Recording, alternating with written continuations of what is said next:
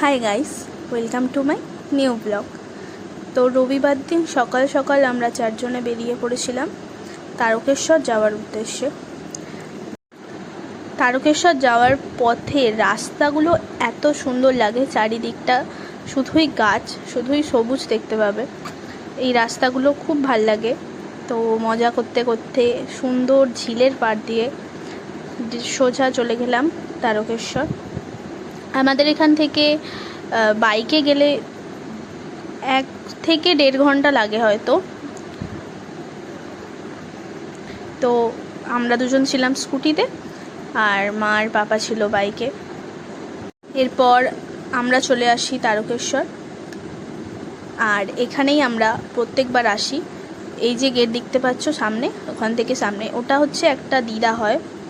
তো আমরা গেলে তারকেশ্বর গেলে ওখান থেকেই প্রসাদ নিয়ে ওখানে যাই। আর এদিকে থেকে আরেকটা গেট আছে। আমি পুরো মন্দিরটা একবার দেখিয়ে দিলাম। সামনে আছে নন্দী মহারাজ।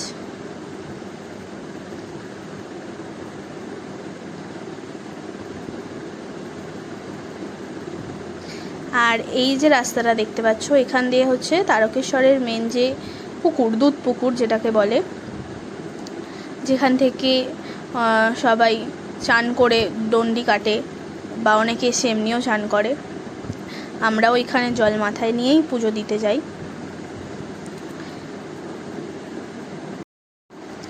আমরা প্রায় 12:30 নাগাদ তারকেশ্বর পৌঁছাই, আর ওখানে গিয়ে পুজো দিতে বেশি টাইম লাগে না। এরপর পুজো দিয়ে প্রসাদ নিয়ে দিদার বাড়ি থেকে বেরিয়ে পড়ি। আবার সেই সুন্দর রাস্তা দিয়ে আমরা রাজবলহাট যাই, যেটা ওখান থেকেও 40 মিনিট কি 1 ঘন্টা লাগবে, একটু ভিতরের দিকে। কিন্তু রাস্তাগুলো সব জায়গায় সেমই দেখতে পাবে, চারিদিকে শুধু গাছ। এরপর মায়েদেরকে ওভারটেক করে আমরা একটু স্পিডে যাই। তারপরে দিদিকে বলি দাঁড়া, কারণ আমরা রাস্তা জানি না, পাপাই জানে। এরপরে সোজা রাস্তা ধরে চলে যাই রাজবলহাট মন্দির। এদিকগুলো আবার লাল মাটি। অনেক দিন আগে এসেছিলাম যখন, তখন এই পোলগুলো, তখন রাস্তাটা তৈরি হয়নি, পোল ভাঙা ছিল, চারিদিকে লাল মাটি। এখন রাস্তাটা খুবই ক্লিন অ্যান্ড ক্লিয়ার একদম। রাজবলহাট মন্দিরে একটু ভিড় ছিল। তো এই যে মেন গেট দিয়ে আমরা সোজা চলে যাই, এটা একদম মন্দিরের ভিতরের জায়গাটা।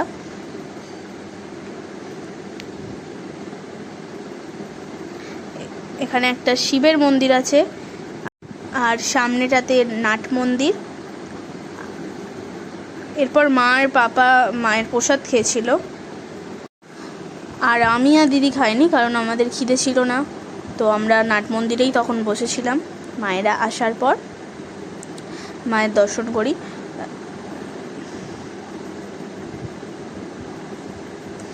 এই যে মায়ের মেন মন্দির, আর মা সামনে।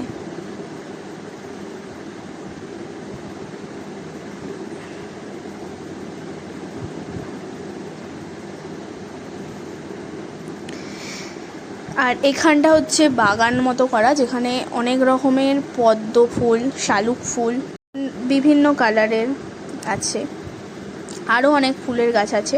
আর এই ভিতর দিকটাই যে খাওয়াই যেখানটা, সেখানটা ভিতরের দিকটা। আমি বেরিয়েই যাচ্ছিলাম, পাপা আবার বললো যে ভিতরে চ, ভিতরটা আরও জায়গাটা বড় আছে, দেখব। তো যাচ্ছিলাম ওখানে। দুদিকে খাওয়ায়, একদিকে ওদিকেও খাওয়ায়, আবার এদিকটাও খাওয়ায়, যেগুলো ধুয়ে পরিষ্কার করে দিয়েছে প্রায়। আর এখানে ভোগ দিচ্ছিল। এটা হচ্ছে মায়ের পুকুর,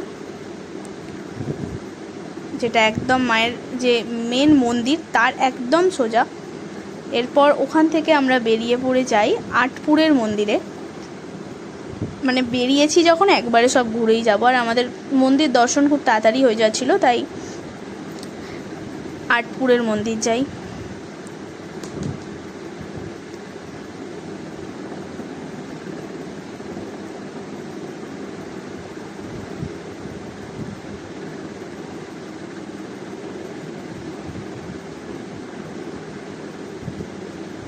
এটা হচ্ছে আটপুরের মন্দির। মন্দিরটা বন্ধ ছিল যদিও বা, আমরা তো প্রায় 2টো নাগাদ না 3টে, 3:30 সময় গেছিলাম, আর মন্দির খোলে 6:30টায়, তাই মেন মন্দির বন্ধ ছিল, বাইরে থেকেই দেখেছি। আর ওদিকে একটা আশ্রম আছে যেখানে আমরা গিয়েছিলাম। এখানে অনেক স্টোরি আছে, একটা দাদু ছিল, সে আমাদের সব বলছিল, আমরা শুনছিলাম। কিছু কিছু আমার মনে আছে, যেমন এখানে নাকি ওই কালু ভুলুর যে বাড়ি, সেখানে নাকি শ্রীরামকৃষ্ণদেব আসতেন, ওখানে নাকি অনেক অনেক সময় কাটিয়েও গেছেন। এই গাছটার সম্বন্ধে অনেক কিছু বলেছে। এই গাছটা এখন ভেঙে গেছে, বাট আগে এটা কি গাছ, একটা অশ্বত্থ গাছ বা কিছু একটা গাছ ছিল। এটা হচ্ছে দুর্গা মন্দির, যেখানে দুর্গা পুজো হয়। এটাও বন্ধ ছিল। এরপর আমরা ওই আশ্রমটায় যাই, আশ্রমটা খোলা ছিল, তো ওখানে দেখাচ্ছি ভিডিও দাঁড়াও। এটা হচ্ছে আশ্রম, আটপুরের আশ্রম। এখানে গিয়ে আমরা 15-20 মিনিট বসি, কারণ জায়গাটা একদম শান্ত, তো খুব ভালো লাগবে এই জায়গাটা। আর ধূপের যে স্মেলটা, বসে থাকতেও ভালো লাগবে। তো আমরা গিয়ে ওখানে 15-20 মিনিট বসি, এরপর ওখান থেকে বেরিয়ে পড়ি বাড়ি যাওয়ার জন্য।